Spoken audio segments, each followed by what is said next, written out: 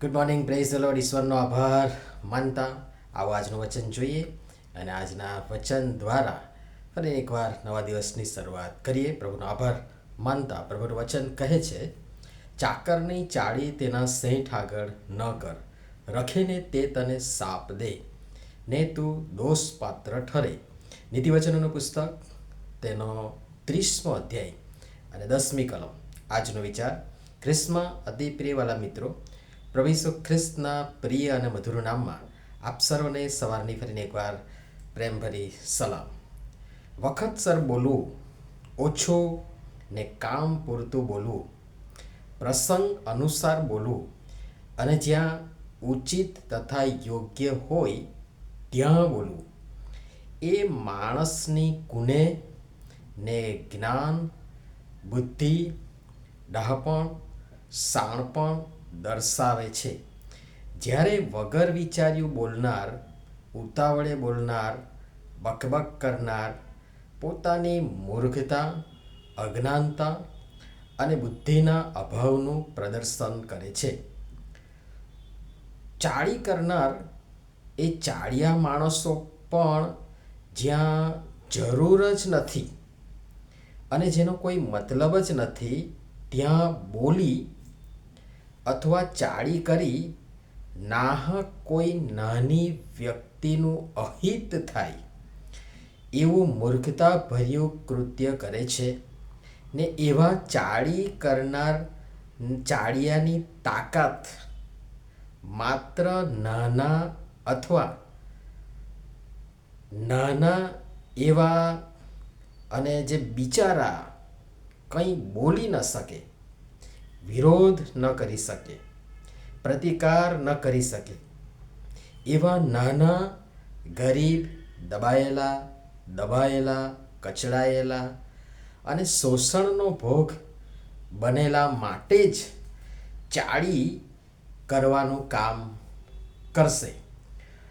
બાકી જે મોટા હોય, વગદાર હોય, સમૃદ્ધ હોય, સાધન સંપન્ન હોય, પ્રસિદ્ધ હોય, નામચીન હોય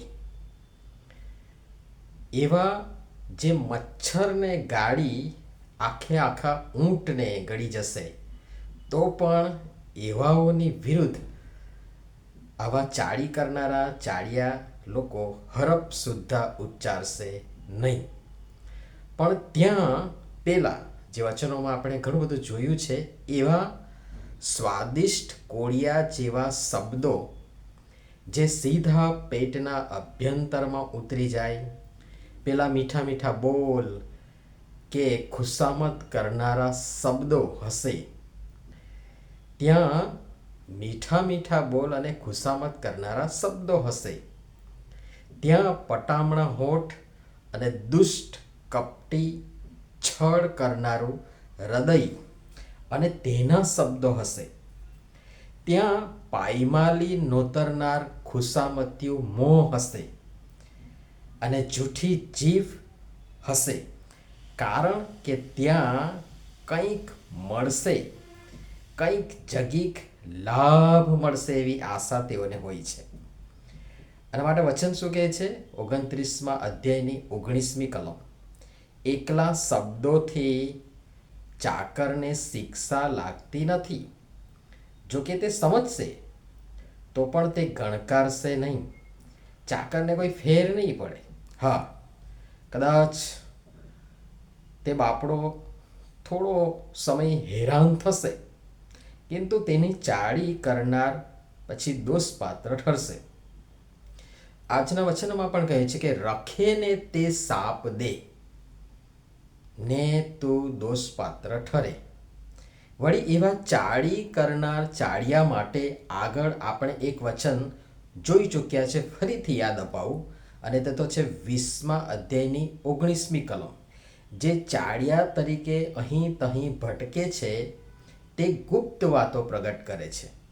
માટે એવા હોઠ બહુ પહોળા કરનારના કામમાં હાથ ઘાલતો નહીં. અને માટે એકવાર ફરી વચનોના પ્રકાશમાં જ પવિત્ર આત્માની પ્રેરણાથી, પ્રામાણિકતાથી આત્મમંથન અને આત્મતપાસ કરીએ કે તમે આપણે બધા જ આ ચાળી કરનાર ચાળિયા તરીકે અહીં તહીં ભટકી નાહક એકબીજાની ખોટી અને જૂઠી ચાળી કરી ગુપ્ત વાતો પ્રગટ કરનારાની શ્રેણીમાં તો નથી આવતા ને. પ્રભુ સમજવા સહાય તથા મદદ કરો. નમીએ પ્રાર્થના કરીએ. પ્રેમાળ પિતા, અમને આપવામાં આવેલા જીવનને માટે, શરીરને માટે અમે આભારી છીએ.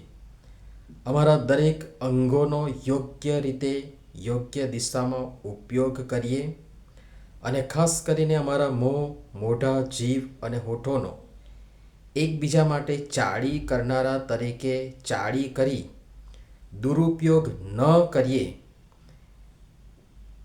તે, અને સાથે સાથે એ તમામને દાબમાં રાખી અને તેમનો દુરુપયોગ નહીં પરંતુ સદુપયોગ કરીએ માટે કૃપા કરીને અમારી સર્વની તમે સહાય તથા મદદ કરો.